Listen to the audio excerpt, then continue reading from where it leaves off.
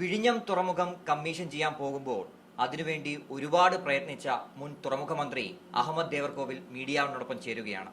ആഹ്ലാദ നിമിഷമാണ്. എന്ത് തോന്നുന്നു അങ്ങേക്ക്? മുൻ തുറമുഖ മന്ത്രിയാണ്. ദീർഘനാളത്തെ ഒരു സ്വപ്നം യാഥാർത്ഥ്യമാവുകയാണ്.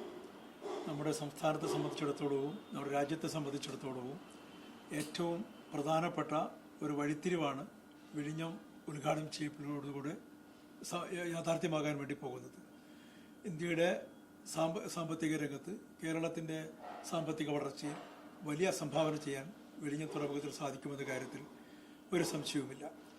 വിഴിഞ്ഞവുമായി ബന്ധപ്പെട്ട് തുടക്കം കുറിക്കപ്പെട്ട കാലഘട്ടങ്ങളിലൊക്കെയും നിരന്തരമായ ഒരുപാട് പ്രതിസന്ധികളെ അഭിമുഖീകരിച്ചുകൊണ്ട് നമുക്ക് മുന്നോട്ട് പോകേണ്ടതായി വന്നിട്ടുണ്ട്.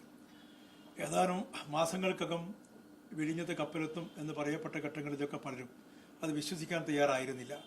അതോടൊപ്പം തന്നെ വിഴിഞ്ഞം യാഥാർത്ഥ്യമാകുമോ എന്ന ഒരു സ്ഥിതിവിശേഷം സംജാതമായപ്പോൾ അതില്ലാതാക്കാനുള്ള വലിയ ശ്രമങ്ങൾ പല ഭാഗങ്ങളിലും ഉണ്ടായിട്ടുണ്ട്.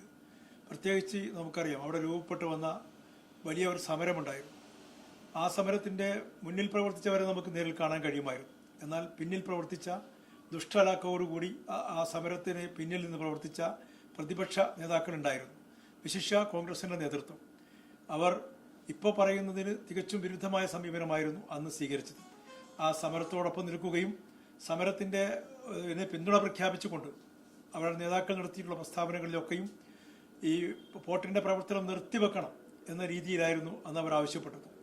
അതോടൊപ്പം തന്നെ സമരക്കാരോടൊപ്പം ചേർന്നുകൊണ്ട് ഗവൺമെൻറ്റിനെതിരായ ഒരു വലിയ പ്രക്ഷോഭം എന്ന നിലക്ക് കോൺഗ്രസ് അതിന് നേതൃപരമായ പങ്ക് വഹിച്ചു എന്ന ദുഃഖകരമായ വസ്തുതയും നമുക്ക് കാണാതിരുന്നുകൂടാ. നമുക്കറിയാം, നേരത്തെ ഉള്ള മാറി മാറി വന്ന സർക്കാരുകൾക്ക് ഈ വിഴിഞ്ഞവുമായി ഉള്ള പ്രവർത്തനത്തിൻ്റെ ആരംഭഘട്ടത്തിൽ പങ്കുകളുള്ളതാണ്. ഏതൊരു ഗവൺമെൻറ്റിനെയും പോലെ തന്നെ ഒരു സംസ്ഥാനത്തിൻ്റെ നല്ലൊരു പ്രൊജക്റ്റ് എന്ന നിലക്ക് രാഷ്ട്രീയത്തിലുപരിയായി സംസ്ഥാനത്തിൻ്റെ വികസനം ലക്ഷ്യം വെച്ചുകൊണ്ടാണ് സഖാവ് പിണറായിയുടെ നേതൃത്വത്തിലുള്ള ഈ ഗവൺമെൻറ് അതിന് പ്രാധാന്യം നൽകുകയും എല്ലാ പ്രയാസങ്ങളും സാമ്പത്തിക പ്രതിസന്ധികളും ഉണ്ടായിട്ടും പ്രയോറിറ്റിയിൽ വിഴിഞ്ഞത്തെ ഒന്നാം സ്ഥാനത്ത് കൊണ്ടുവരാൻ ഉള്ള വലിയ ശ്രമത്തിന് പിന്തുണ നൽകിയത് കേരളത്തിൻ്റെ മുഖ്യമന്ത്രിയാണെന്ന കാര്യത്തിൽ ആർക്കും സംശയമുണ്ടാകാൻ സാധ്യതയില്ല. അതോടൊപ്പം തന്നെ വലിയ പ്രതിസന്ധികൾ നേരിട്ട ഘട്ടത്തിൽ ഇതിൻ്റെ പ്രവർത്തനം നിലച്ചുപോകുമോ എന്ന് സംശയിക്കപ്പെട്ട നിരവധി ഘട്ടങ്ങളുണ്ടായിട്ടുണ്ട്. കാരണം പോർട്ടിൻ്റെ പ്രവർത്തനവുമായി ബന്ധപ്പെട്ട് നമുക്ക് കല്ലുകൾ കിട്ടാൻ പ്രയാസപ്പെട്ട ഒരു ഘട്ടമുണ്ടായി. അന്ന് തമിഴ്നാട്ടിൽ പോയി തമിഴ്നാട് അധികൃതരുമായി സംസാരിച്ച് അവിടെ നിന്ന് അത് എത്തിക്കാനുള്ള സംവിധാനങ്ങൾ ചെയ്തു. അത് ക്ലിയറായി വരുമ്പോഴാണ് വലിയ സമരം പൊട്ടിപ്പുറപ്പെട്ടത്.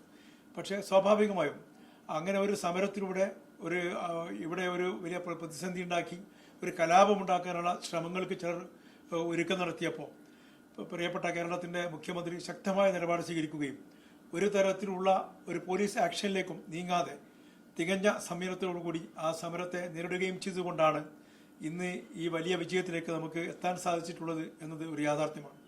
പല കാര്യങ്ങളിലും കേന്ദ്രവും സംസ്ഥാനവും തമ്മിൽ ഇടക്കാലത്ത് അഭിപ്രായ വ്യത്യാസങ്ങളൊക്കെ ഉണ്ടായിട്ടുണ്ട്. പക്ഷേ ഒരു ജനാധിപത്യ സംവിധാനത്തിൽ, ഫെഡറൽ സംവിധാനത്തിൽ കേന്ദ്രവും സംസ്ഥാനവും വ്യത്യസ്ത അഭിപ്രായങ്ങൾ പ്രകടിപ്പിക്കുമ്പോൾ തന്നെ പുരോഗമതിയുടെ വിഷയങ്ങളിൽ പരസ്പരം ചർച്ച ചെയ്ത് പരസ്പരം അഡ്ജസ്റ്റ് ചെയ്ത് പോകേണ്ട സാഹചര്യങ്ങൾ ഉണ്ടാകും.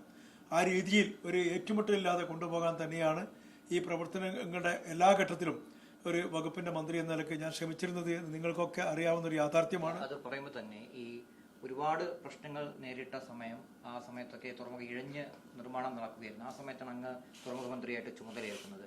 ഏത് ഘട്ടമായിരുന്നു ഏറ്റവും കൂടുതൽ വെല്ലുവിളി ഉയർത്തിയത്? ആ സമയത്ത് മത്സ്യത്തൊഴിലാളികളുടെ സമരമായിരുന്നു, അതുപോലെ ഈ പാറയുടെ ക്ഷാമവും അങ്ങനെയുള്ള പ്രശ്നങ്ങളായിരുന്നു? പാറയുടെ ക്ഷാമം എന്ന് പറഞ്ഞത് സ്വാഭാവികമായൊരു വിഷയമാണ്. അത് നമുക്ക് എവിടെയെന്നെങ്കിലും എത്തിച്ച് പരിഹരിക്കാൻ കഴിയുമെന്ന ശുഭാപ്തി വിശ്വാസം അന്നുണ്ടായിരുന്നു. ആ നിലക്ക് തന്നെയാണ് തമിഴ്നാടിനും കർണാടകയിലും ഒക്കെ ഒരേ സമയം ബന്ധപ്പെടുകയും അതിനുള്ള പരിഹാരങ്ങൾ ഉണ്ടാക്കിയെടുക്കുകയും ചെയ്തത്. അങ്ങനെ പോർട്ട് യാഥാർത്ഥ്യമാകും എന്ന് വന്നപ്പോഴാണ് സമരം പുതിയ രീതിയിലേക്ക് വന്നത്. ആ സമരം ഞാൻ നേരത്തെ പറഞ്ഞതുപോലെ തന്നെ മുന്നിലും പിന്നിലും നയിച്ചവരുണ്ട്. മുന്നിൽ നിന്ന് നയിച്ചവരെ നമുക്ക് കാണാൻ കഴിയും. പക്ഷെ പിന്നിൽ നിന്ന് നയിക്കുന്നവരെ പലർക്കും മനസ്സിലാക്കാനൊന്നും കഴിഞ്ഞിട്ടില്ല.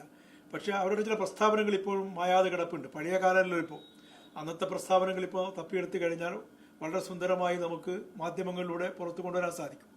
അതിൽ വ്യക്തമായി അവർ പറയുന്നുണ്ട്, ഈ പ്രൊജക്റ്റ് നിർത്തിവെക്കണം എന്ന് ശക്തമായി കോൺഗ്രസ് അടക്കമുള്ള അതിലെ നേതാക്കന്മാർ പറഞ്ഞിട്ടുണ്ട്.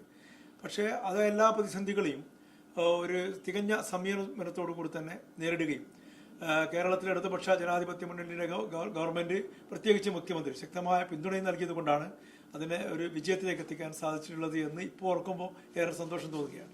ഈ ഒരു ചടങ്ങ് വളരെ സന്തോഷപൂർവ്വം നടത്തുകയാണ്. അതിലേക്ക് ക്ഷണിക്കപ്പെട്ടത് വളരെ വൈകിയാണ് എന്നുള്ളൊരു വിഷമമുണ്ടോ?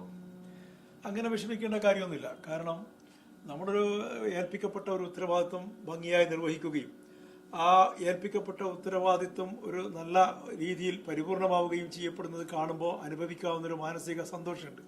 ആ സന്തോഷമാണ് ഞാനിപ്പോൾ അനുഭവിക്കുന്നത്. ഒരു പരിഭവത്തിൻ്റെയും വിഷയം ഇവിടെ ഇല്ല. ക്ഷണിക്കപ്പെടും എന്ന് തന്നെയാണ് ഞാൻ വിശ്വസിക്കുന്നത്. ഈ പ്രതിപക്ഷ നേതാവുമായി ബന്ധപ്പെട്ട വിവാദങ്ങൾ അറിഞ്ഞു കാണും.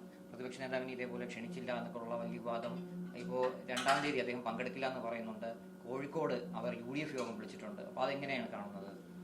സാധാരണഗതിയിൽ പ്രധാനമന്ത്രി കൂടി പങ്കെടുക്കുന്ന ഒരു പരിപാടി എന്ന നിലക്ക് ഇതിന് പ്രോട്ടോക്കോളുമായി ബന്ധപ്പെട്ട ഒരുപാട് വിഷയങ്ങളുണ്ടാവും. പ്രധാനമന്ത്രിയുടെ ഓഫീസിൽ നിന്ന് തന്നെ അനുമതി ലഭിച്ചുകൊണ്ട് ചെയ്യേണ്ട ചില സംഗതികളുണ്ടാവും. അപ്പോൾ അത് സംസ്ഥാന ഗവൺമെൻറ് കേന്ദ്രവുമായി ബന്ധപ്പെട്ടുകൊണ്ട് തന്നെയായിരിക്കണം അത്തരം കാര്യങ്ങൾ ചെയ്യുന്നത്. അപ്പോൾ അത് കിട്ടി വരാനുള്ള ചില കാലതാമസങ്ങളും ഉണ്ടായിരിക്കണം ലെറ്ററുകൾ കിട്ടാൻ വൈകുന്നത് എന്നാണ് ഞാൻ മനസ്സിലാക്കിയിട്ടുള്ളത്. അതൊക്കെ നന്നായി അറിയാവുന്ന ആളാണ് പ്രതിപക്ഷ നേതാവ് എന്നാണ് ഞാൻ മനസ്സിലാക്കിയിട്ടുള്ളത്. അത് അദ്ദേഹം മനസ്സിലാക്കുകയായിരിക്കും ഇത്ര നല്ലൊരു അവസരത്തിൽ അതിനെതിരായ നീക്കം നടത്തുന്നതിലും ഉചിതം എന്നാണ് എനിക്ക് തോന്നുന്നത്.